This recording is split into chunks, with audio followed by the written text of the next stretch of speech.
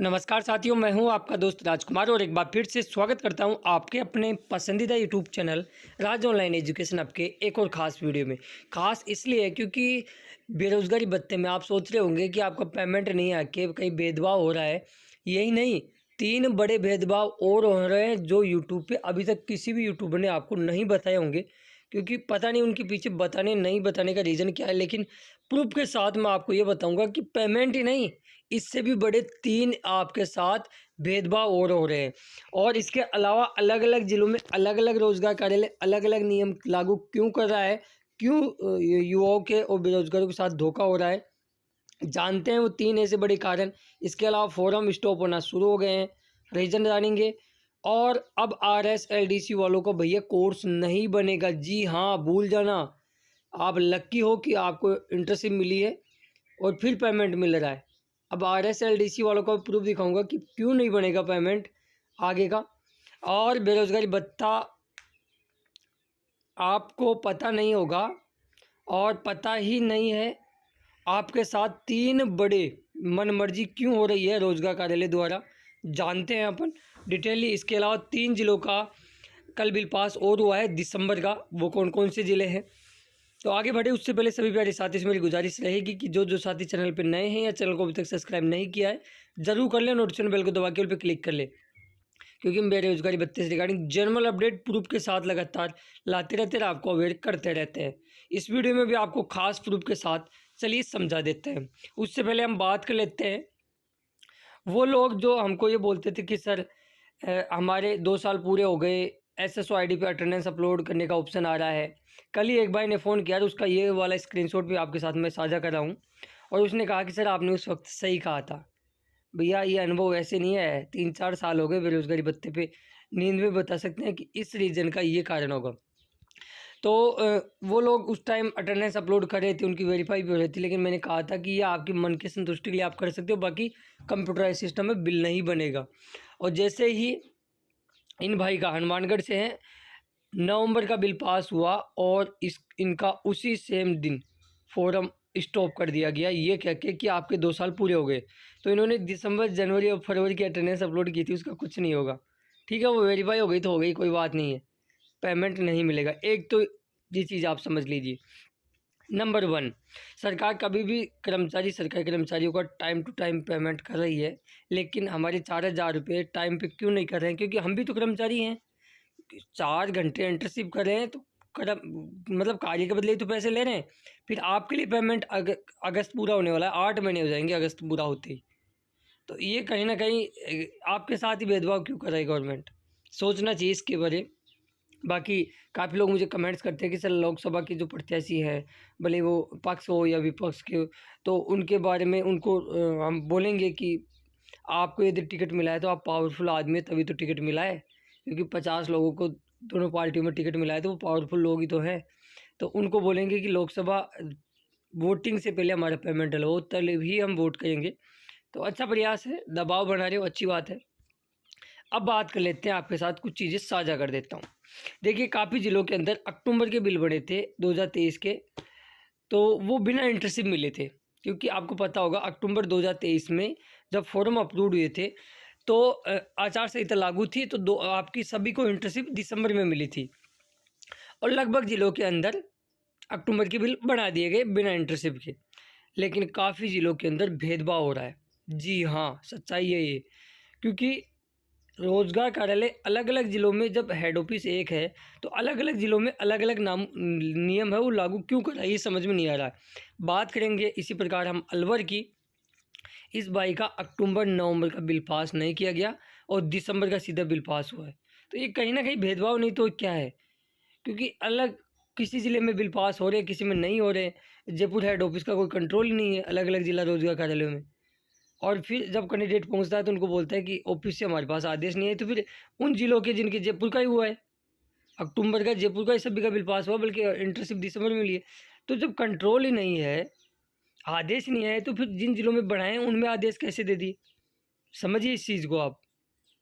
तो एक तो ये बड़ा ही भेदभाव हो रहा है। दूसरी चीज़ और आगे मैं बताऊंगा। इसके अलावा फरवरी के इन दिनों में अटेंडेंस वेरीफाई हो रही है या चेक हो रही है हम कहें तो आप भी वीडियो पूरा होने के बाद में एक बार मेरे कहने से अपनी अटेंडेंस चेक कर लेना कि आपके कहीं सैंडबैग वगैरह तो नहीं आ सका है। यदि आ रखा है तो उसको तुरंत ही क्लियर करवा लेना, ठीक है। चलिए आगे बढ़ते हैं। एक कारण और आपके साथ समझाता हूँ भेदभाव होने का। जैसे RSLDC वालों, आप जिनको इंटर्नशिप मिली है ना वो खुद किस्मत है वाकई में, क्योंकि काफ़ी लोगों के पास कोर्स होने के बावजूद कई लोगों के भ्रामक जानकारी की वजह से उन्होंने नो पे क्लिक कर दिया था। क्योंकि काफ़ी लोग मुझे भी बोलते थे उन दिनों में कि सर नो पे क्लिक करेंगे तो घर बैठे ही भत्ता मिल जाएगा, लेकिन उसका खामियाजा जिनको मिल गया है ना उनकी तो बल्ले बल्ले हो गई, जिनको नहीं मिला है ना उनको अब उठाना पड़ रहा है, क्योंकि उनका बिल ही नहीं बनेगा। कारण बताऊंगा आपको, रीजन के साथ बताऊंगा, प्रूफ के साथ। जैसे इस भाई साहब का 27 जुलाई 2022 को फॉर्म अपलोड होता है, ठीक है। फिर इनका बिल बनना शुरू हो जाता है, अच्छी बात है, बिल बनना शुरू हो जाता है जुलाई 2022 से। 645 का जुलाई में हुआ, फिर अगस्त में, फिर सितंबर में, अक्टूबर में, फिर नवंबर, दिसंबर, फिर उसके बाद में जनवरी 2023।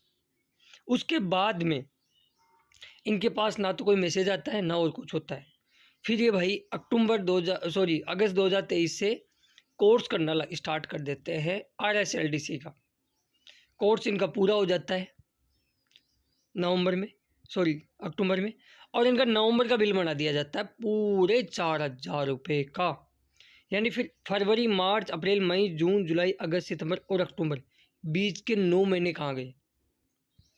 और जब कैंडिडेट कल ही पहुंचा था, मेरी बात भी हुई थी, तो उन्होंने स्क्रीनशॉट ये मेरे साथ साझा किया है और उन्होंने बताया कि सर जब ऑफिस गया तो उनका ये कहना है कि ऐसे कोई भी हमारे पास आदेश नहीं है, जो पीछे के रह गए वो रह गए, भूल जाओ, आगे के आप पेमेंट, आपके बिल बन जाएंगे यदि आप अटेंडेंस अपलोड करोगे तो। क्योंकि अब इनको इंटरेस्ट मिली है, तो फिर ये 9 महीने का पेमेंट कहाँ गया। और दूसरी बड़ी चीज़ आपको मैं बताऊँ, जैसे इस भाई का फॉर्म अपलोड हुआ है ना जुलाई 2022 के अंदर, जुलाई 2024 के अंदर इनका फॉर्म स्टॉप कर दिया जाएगा, ठीक है। ये चीज़ आप ध्यान रखना, ये कह के कि आपको 2 साल दे दिया गया है, लेकिन ये जो 9 महीने का पेमेंट रह गया है इसका क्या होगा।